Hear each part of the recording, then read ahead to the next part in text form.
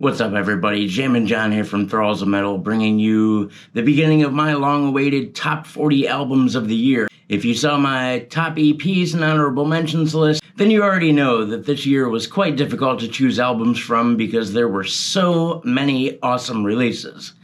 My initial list had 58 entries on it, and I could only choose 40, so that's where we're at. Even so, every band that made my list this year was an awesome release, and I couldn't be happier about the music I heard. So if it ends up that you say, why is this record so low in the list? It's on the list. It was difficult enough to get it on the list, but that's where we stand. So this is going to be albums 40 through 26. Enjoy. Starting off, number 40. 200 Stab Wounds with Manual Manic Procedures. I have pretty much loved this band since Slave to the Scalpel came out, and I thought that was a killer release, and I really never stopped following them. We actually got a chance to hear this release before most people did when the 200 Stab Wounds guys came over to Nick's house to play a game of Would You Rather, and they showed us what they had demoed, and it was pretty sweet, and then we had to wait like everybody else for the album to finally come out. I like that this record still sounds like, well, what our buddy Paul from Embalmer so lovingly quoted drunkenly at a show. Stabby boys! This still totally sounds like 200 Stab Wounds, but it shows a lot of songwriting maturity, as well as being thrashy most times. Songs like Flesh from Within and Defiled Gestation are just killer examples of that. This is a killer album and a giant release from these dudes, and I can't wait to see what comes next. Coming in at number 39, Skeld Remains with Fragments of the Ageless. Pretty much another band I've adored, well, since I heard them at least. I think I saw them in 2019 with Revocation, and they blew my mind then. And of course, you know, this band has gone through many lineup changes since then, but nonetheless, they're still really awesome. Fragments of the Ageless is no slouch in their banger lineup of releases. While in my opinion it's not quite as good as the last record was, it still packs a punch. Unrelenting riffing, awesome tremolos, speed and precision equaled almost by none. These guys crush it every single time, and whatever they bring to the table will always be music to my ears. Songs like Void of Despair and Unmerciful both utterly slay. Once again, I really enjoyed this record. If you haven't heard it yet, you need to check it out for yourself. As always, check out Skeld Remains anyway. They fucking rule. Coming in at number 38, Panzer Christ with Maleficium Part 1. I know I said that my end of year list was already made, and I know I said that there was no way I was going to squeak this on there because there were too many awesome albums, but it's the sheer number of times that I've actually listened to this record since it was released that made me put it on the list. As you guys know, it's taken me a long time to come around to black metal, and it seems like the more and more I hear these days, the more and more I like it. That being said, when first listening to this record, knowing what I know about myself, I wasn't quite sure what to expect. But I was pleasantly surprised to find another riffy, dissonant banger. The constant melodies and harmonies, the cold growls and screams, and yet another drummer that never skips leg day is simply what I like. From the creepiness of Confessions to the downright banger that is Sister of Death, this is yet another album I couldn't keep off the list. Once again, if this is what black metal sounds like, I'm all in. So yeah, Panzer Christ definitely did it for me.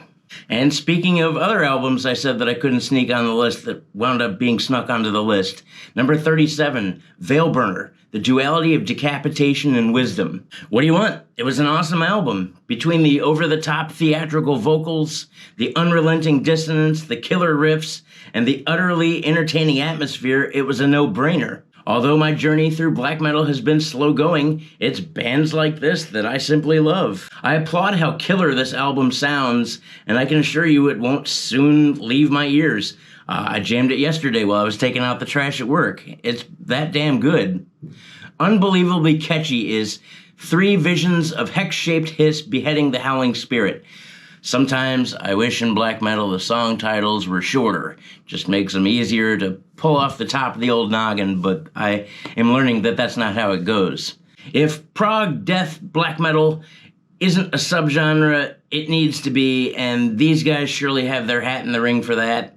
I don't know. I don't know what more I can say other than the fact that I enjoyed this record and the way it sounds and the way it was produced and just it. I don't know. I'm really starting to latch on to black metal, and I find that to be a pretty awesome thing. So, number 37, Veilburner.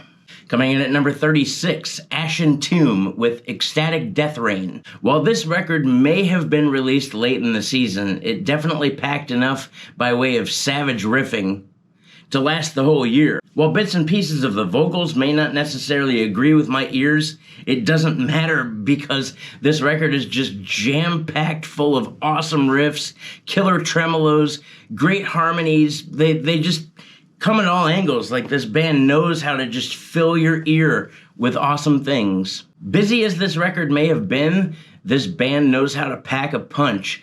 And really, low-end tremolos. I can't get enough of low-end tremolos. And then low-end tremolos comprised with awesome harmonies is music to my ears even more. Plus, the immediate comparisons to bands like Suffocation, Obituary, Hyperdontia, and Bolt Thrower, that'll always be something that makes me go, yeah, that right there. This took a few listens for me, but it eventually wound up really growing on me, and I ended up jamming it all the time. And if you watched our review, I'm not saying the name of that long-ass song again because I'm just not. I don't have that much battery in my camera to be able to tell you the name of that song. But if you go to this record and you find a really long song name, that's the song I adore the most, so check it out. Coming in at number 35, Mitochondrian with Vitroseptomy. I think I said that right. First off, what an insane experience. Almost 85 minutes of insanely evil, dark, riffy, atmospheric, blackened death metal. Sometimes speedy, almost always groovy, and never without bone-crushing riffs, haunting melodies, harmonies, and pretty insane technical drum work. This monster of an album, with its collection of monstrously long songs, was an absolute treat to listen to. Much like I said in the review, while there are specific songs in this album that I like, I think it's best heard as just an overall piece. Especially due to the fact that through the first, 5 or 6 tracks, there are no track breaks, so to be able to pick that apart is pretty difficult in itself. However, my advice is to roll a fat joint and then listen to this record. I think it's just best experienced that way, and to be honest, I should receive a medal, as should most of us, for making it through an 85-minute long record without losing my attention.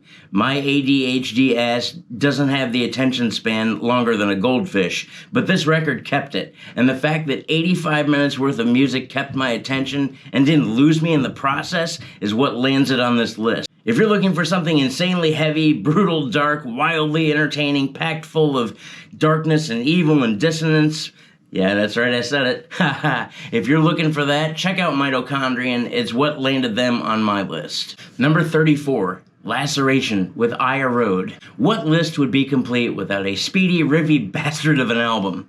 That's what Laceration, I Erode is. While this may have been a familiar listen to my ears in regards to its direct comparisons to bands like Cannibal Corpse and Skeld Remains, which are very comparable to begin with themselves, I didn't stop banging my head the entire time, and the killer lead work that stayed unique to the songs was also a real treat. I find that bands sometimes just play solos to play them, like, we'll take Slayer for an example, and this is probably going to piss a lot of people off, but I don't care. Kerry King just does a bunch of wheelie-wahs and dive bombs and blah, blah, blah. That's cool, but I like to hear leads that are unique to the songs they're in, and Laceration does that. If it's a really, kind of evil and twisted song, Laceration throws in an evil and twisted lead, or if it's something really heavy, it's something that alludes to that. So the leads in that sense kept my attention and stood out to me as really cool, along with the incredibly savage drum work. I can't do that. I can't even hardly fucking play drums anymore. I haven't touched my drum kit in over a year because you can't put a 6-piece acoustic kit in an apartment, but here we are. The drum work is absolutely savage, along with the incredible guitar work. The riffing in this album is no joke. Songs like Carciality and Strangled by Hatred didn't leave my ears. They probably won't soon leave yours, but I don't know, it's my list. That's why it's on the list. I love this band. I love that record. I need to dive into more of Laceration, but yeah, a lot of firsts for my ears this year, and this was one of them, and I enjoyed it, so on the list it is. Coming in at number 33, Atrabilis, and yes, I had to look it up. Atrabilis with Amicide. I think everybody by now that has seen this channel over the last 6 years, we just celebrated our 6-year anniversary, by the way, so hooray for that. Anyway, anybody that has watched this channel over the last 6 years knows that I am a sucker for, you ready? Chug and dissonance. And that's what's in Amicide from Atrabilis. That's how you're gonna get me every time. Big, chuggy, stank-faced riffs, twists and turns, a lot of atonal melodies and harmonies, and just chunkiness. Like, this record is beefy as shit.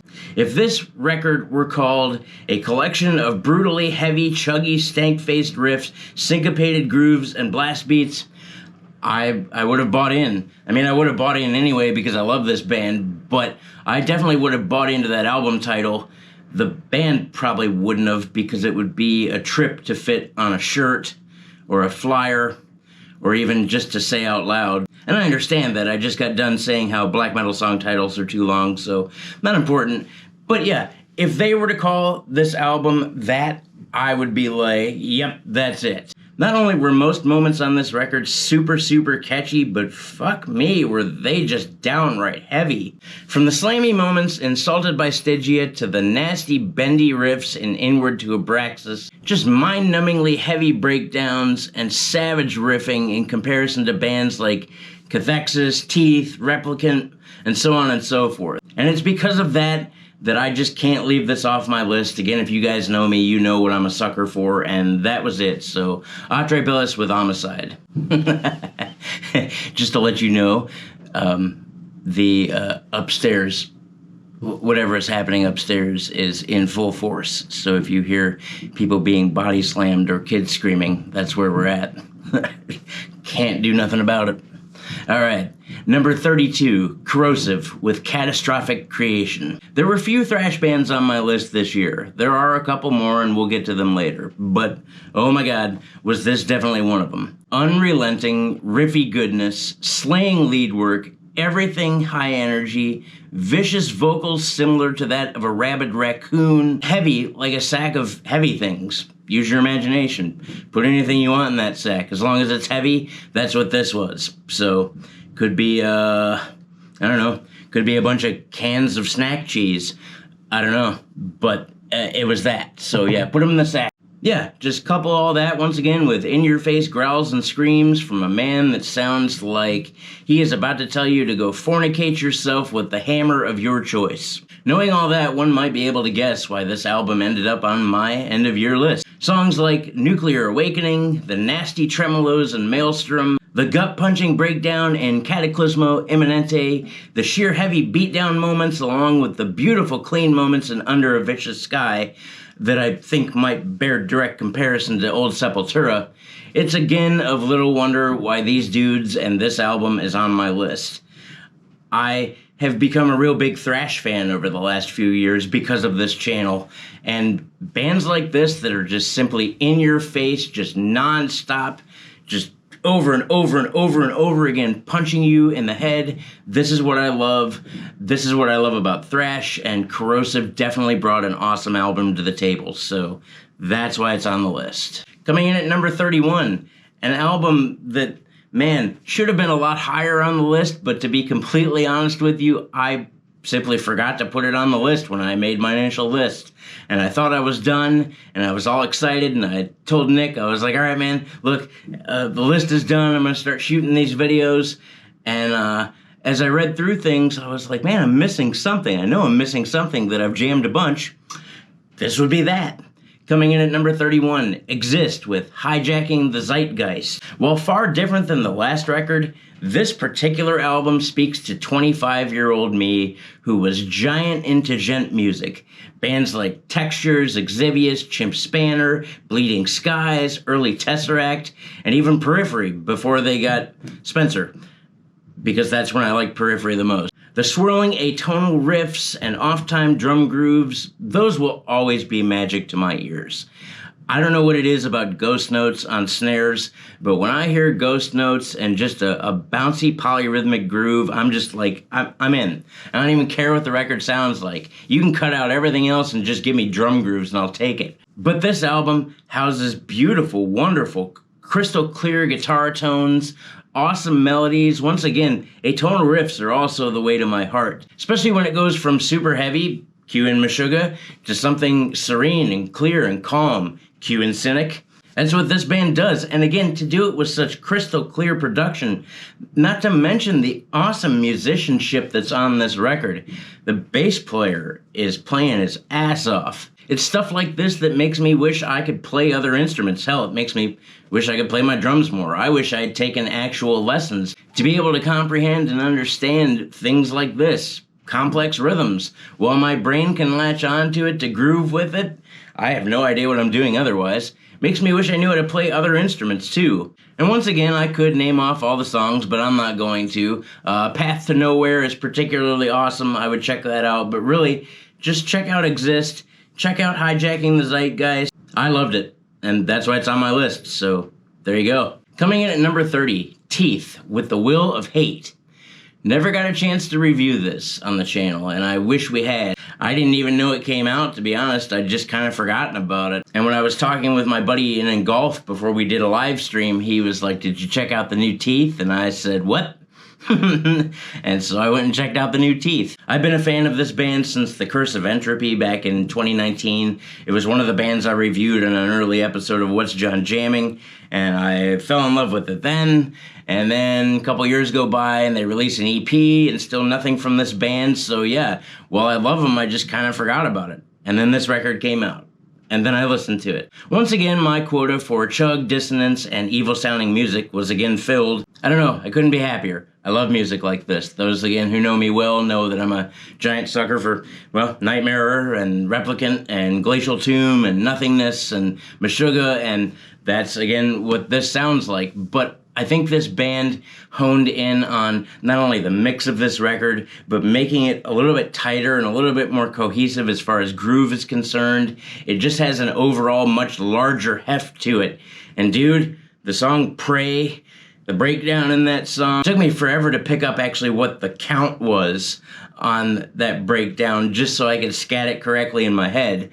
But I love this. I love polyrhythmic music. I love dark, evil, twisted music, and this was that. And welcome back, Teeth. I have missed you guys so much. Please book a tour, and please come to Detroit. It needs to happen. I haven't seen you guys yet. It needs to happen. So do it, please. I know you'll see this, maybe. Anyway, yeah, that's why it's on my list. Number 30, Teeth. Way to go, guys. Fucking killer record. Coming in at number 29, Null with As Spoken.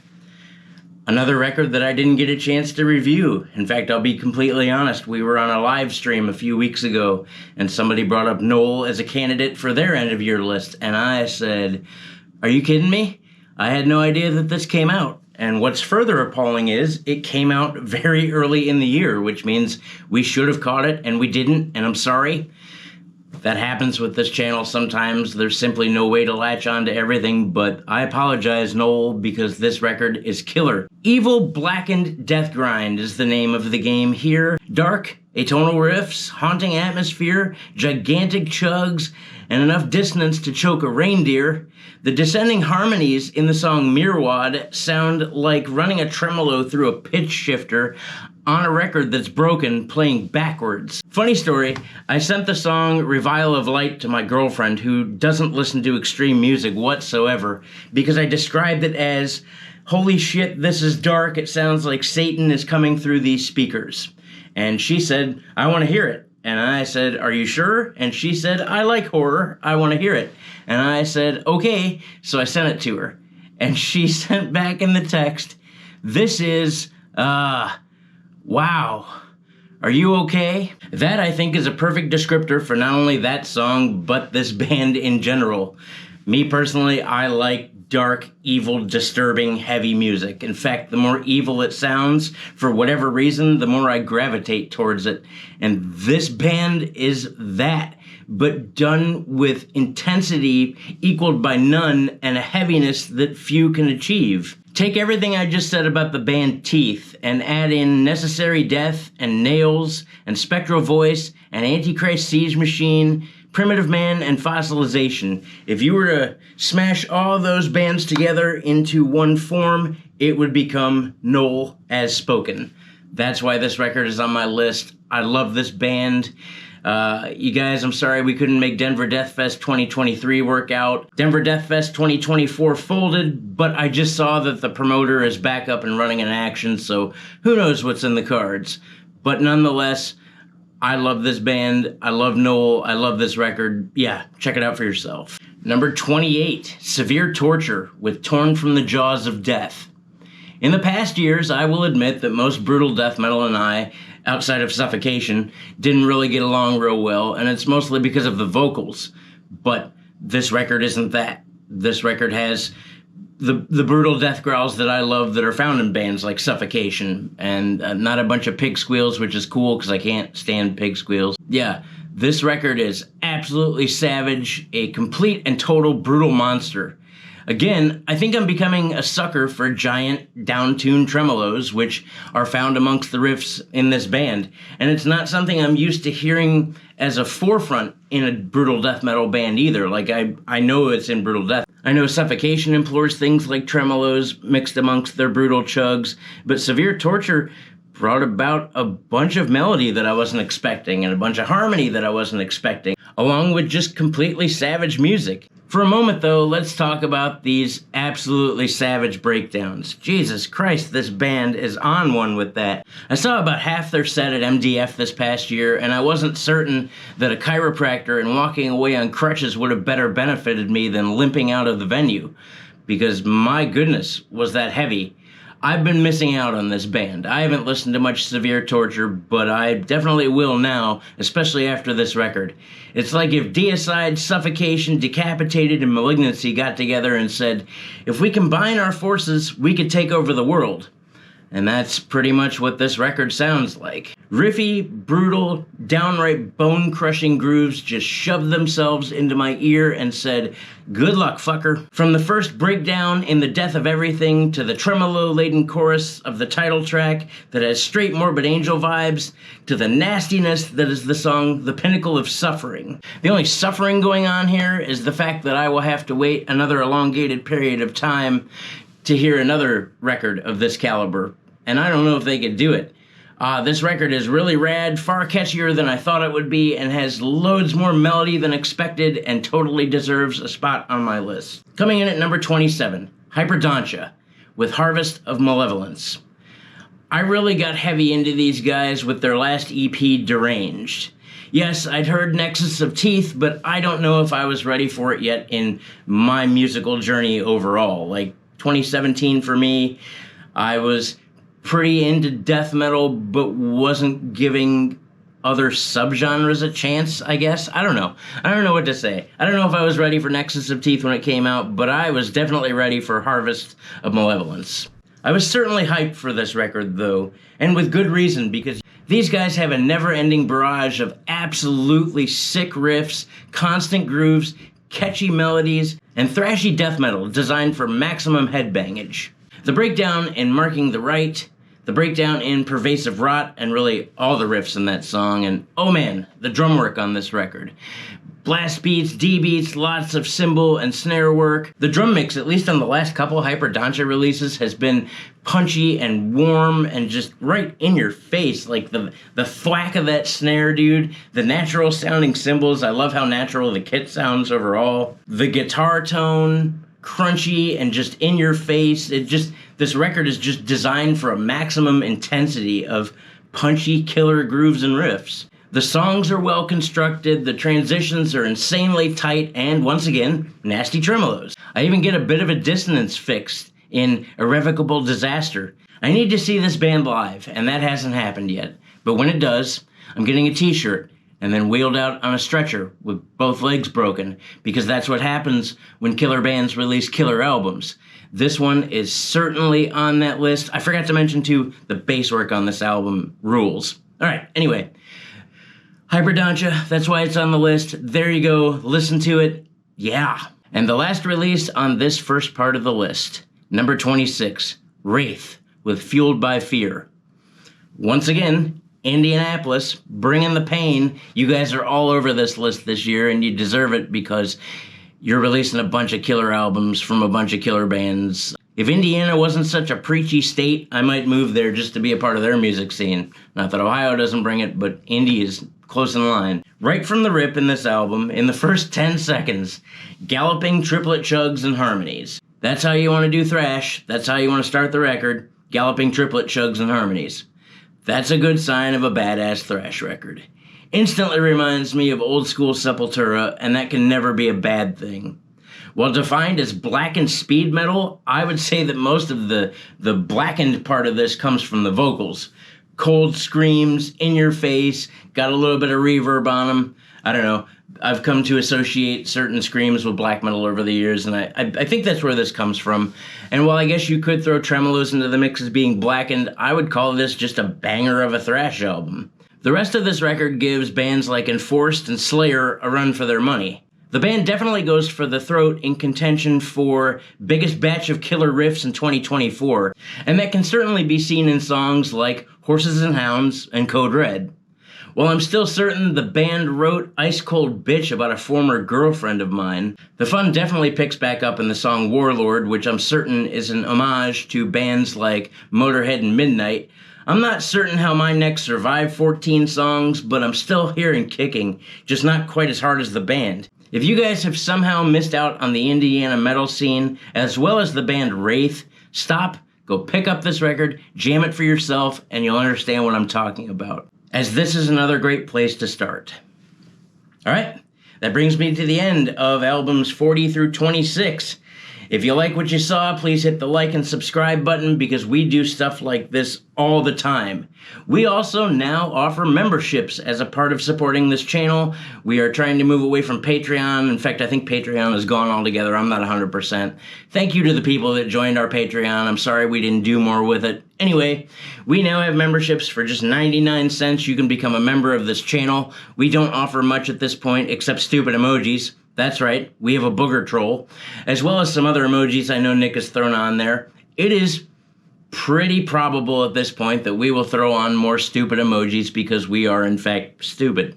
Anyway, that is the way you can support this channel. We offer things like members-only live streams, plus when you comment in our comment section on YouTube, you get a little star. I know it's not much to offer, but it helps us support this channel, and it helps us pay for things like StreamYard to offer you the members-only live streams, or our other live streams, which we enjoy doing. And that's literally all the money goes to. So if you want to become a part of this, cool. And even if you don't want to join, we are thankful you are here. We also have a store down below, thrallsofmetal.com, where you can get stuff like shirts and hats and I don't know. I would love to throw other crap on there, but we'll see what happens. Anyway, nonetheless, thank you all for being here. Thank you for being a part of Thralls of Metal. We just celebrated our 6-year anniversary. It's crazy to believe that we have been around this long and that this channel is still thriving. We couldn't have done it without you guys. We just couldn't. We are genuinely thankful for you. Tons of content coming your way. Album reviews, discography rankings. We'll get to Motley Crue. Even though that's gonna suck. Anyway, we'll get to Motley Crue, live streams, discussion forums. We do tons of things all the time. I'm going to shut the fuck up now. I've been rambling. Thank you guys for being here. Take it easy, and we will catch you later.